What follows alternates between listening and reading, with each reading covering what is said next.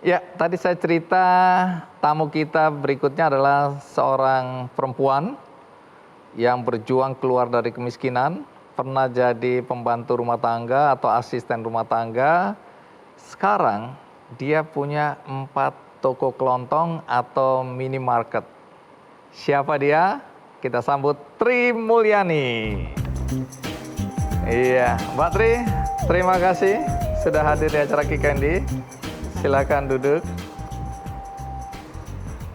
Ya, jadi benar Anda dulu pernah jadi pembantu rumah tangga atau sekarang biasa disebut asisten rumah tangga. Iya, benar. Umur berapa waktu jadi pembantu rumah tangga ini? SMP. SMP? Iya. Oke, aslinya dari mana sih Anda ini?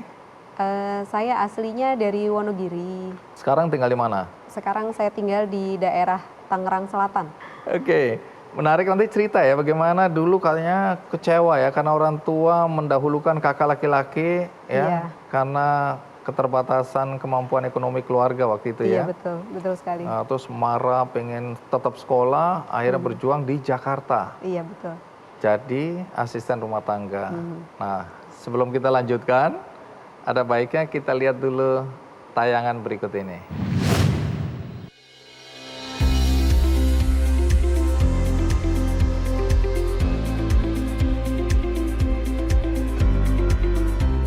Menjadi wirausaha tidak melulu dimulai dengan modal besar. Kerja keras dan pengalaman adalah modal utama dalam tiap langkah merintis sebuah usaha. Seperti halnya yang telah dirasakan oleh seorang mantan pembantu rumah tangga, Tri Mulyani. Perempuan asal Wonogiri ini merintis toko kelontong sejak tahun 2011. Kini usaha Tri telah berkembang pesat dan memiliki 7 orang karyawan. Dengan modal hanya 2 juta rupiah, Tri membangun usahanya. Kala itu, Tri belum memiliki pengetahuan mengenai penataan barang dagangannya. Bahkan, tokonya terlihat tidak rapi. Namun semuanya berubah saat Tri mulai bergabung dan menjadi binaan SRC. Sejak itu, wawasan Tri mulai terbuka.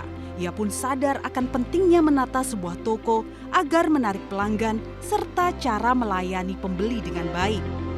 Namun apa yang dilakukan Tri bergabung dengan SRC sempat ditolak sang suami.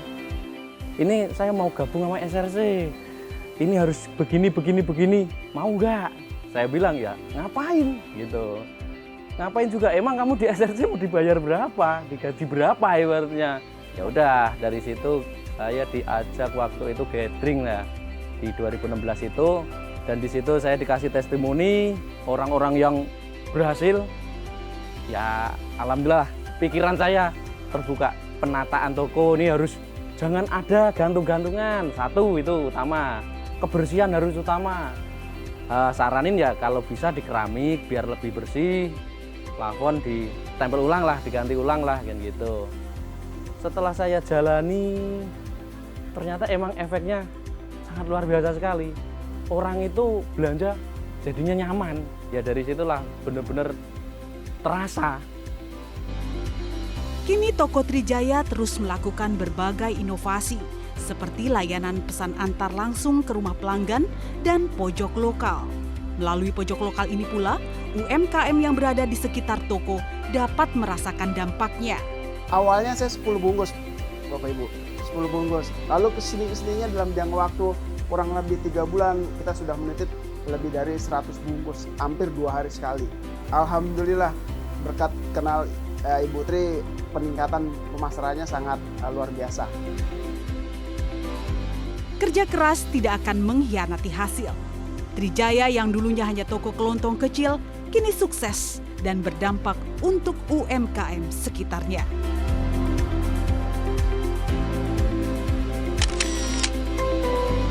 Wow, keren.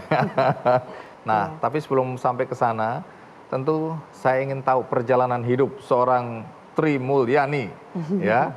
Nah, itu bagaimana? Kenapa orang tua waktu itu sampai pada pilihan membiayai kakak dan tidak mampu membiayai Mbak Tri? Orang tua saya di Wonogiri itu dua-duanya hanya seorang petani. Jadi penghasilannya tidak menentu. ibaratnya buat makan aja susah gitu loh Pak. Nah waktu itu pas mau lulus sekolah SMP, kakak saya kan kebetulan hanya berbeda 1 tahun dari saya. Nah, Berapa bersaudara nih? saya 4 bersaudara Oke. gitu. Akhirnya kakak saya masuk sekolah STM yang membutuhkan dana lumayan banyak. Jadi almarhum bapak saya memanggil saya menyampaikan menyampaikan amanat beliau bahwa dengan berat hati, walaupun kamu sekolahnya selama ini pinter gitu, waktu SD selalu juara 1, gini-gini, itu dengan berat hati bapak belum bisa meneruskan sekolah kamu. Padahal dengar-dengar SMP juga juara 1 ya, Alhamdulillah juara prestasinya 1, ya. tapi nggak bisa Gitu. melanjutkan. Nggak bisa melanjutkan gitu karena ya itu tadi, karena keterbatasan dana dari orang tua,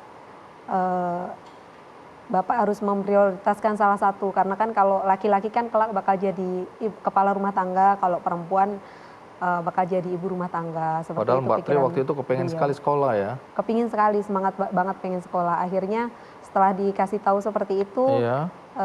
saya setiap malam itu selalu bangun untuk belajar. Saya bilang sama bapak, Pak kalau nanti saya juara 1, pokoknya mau nggak mau saya harus dilanjutkan sekolahnya, seperti itu. Oh, ngancem ini ya. Iya. Terus? Akhirnya dengan terus belajar, alhamdulillah di saat kelulusan tiba, saya lulus dengan juara 1 dan jadi lulusan terbaik juga di sekolah gitu. Akhirnya saya pulang dengan semangat. Saya bilang sama bapak, Pak, alhamdulillah anakmu lulus Pak, dan jadi juara 1, jadi lulusan terbaik pula, seperti itu. Beliau senang dan sambil tersenyum bilang, selamat ya Nduk, kamu udah lulus, seperti itu. Lalu saya dengan semangat menggebu, saya goyang tangan beliau, saya bilang, Pak, sekarang aku udah juara 1, jadi dilanjutkan sekolah kan Pak, saya bilang seperti itu. Lalu beliau hanya diam dan dengan air mata yang menggenang beliau menjawab, walaupun kamu udah juara 1 Nduk, Bapak minta maaf belum bisa melanjutkan sekolah kamu. Karena ya kamu tahu sendiri buat makan aja kita susah, seperti itu. Jadi saya yang udah semangat banget pulang ke rumah untuk dalam impian saya bisa melanjutkan sekolah SMA. Saya benar-benar sedih. Saya sambil berdiri, saya gebrak meja, saya bilang, Bapak pilih kasih. Bukan salah saya kalau saya lahir perempuan, saya bilang gitu kan. Cuman beliau memang keadaan orang tua saya sangat terbatas gitu Pak untuk menyekolahkan 2 anak itu. Saya juga menyadari bahwa itu memang nggak mungkin gitu. Akhirnya dari situ saya mengurung diri berhari-hari di kamar gitu kan. Terus akhirnya datanglah kabar dari kakak saya yang di Jakarta yang menyuruh saya telepon ke wartel. Kalau dulu kan belum ada handphone gitu. Jadi di kampung saya itu belum ada handphone, belum ada listrik juga. Itu menyuruh saya telepon ke Jakarta. Saya akhirnya datang ke wartel, saya telepon. Kata kakak saya, kamu kalau udah lulus sekolah dengan nilai bagus, selamat ya Dok, dia bilang gitu. Saya bilang, lulus juga buat apa Mbak, orang nggak bisa melanjutkan. Oh, ini kakak perempuan ya? Kakak perempuan. Bukan kakak yang STM ini ya? Bukan. Ini kakak perempuan udah kerja di Jakarta? Sudah bekerja di Jakarta. Oke, terus? Seperti itu. Lalu kakak saya bilang, mau nggak ke Jakarta untuk sekolah? Saya bilang mau Mbak gitu, memang saya pengen banget sekolah.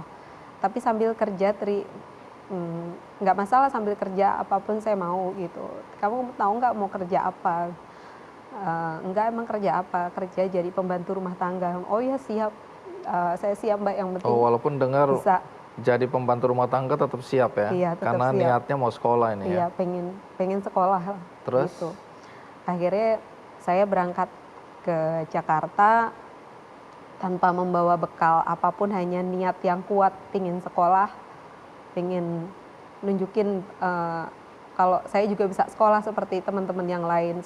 Akhirnya setelah di Jakarta, saya bekerja jadi pembantu rumah tangga pagi, siang saya kerja. Nanti kalau siang itu sekolah sampai sore, pulang sekolah kerja lagi. Kerja lagi. Itu dibolehkan Seperti itu. sama yang punya rumah? Dibolehkan, memang dari awal Sudah ada perjanjian? Sudah ada perjanjian, jadi, Oh, jadi ini boleh sekolah. apa nggak capek? Bagaimana bagi waktu ya? Habis pagi kerja, siang terus sekolah, pulang kerja lagi.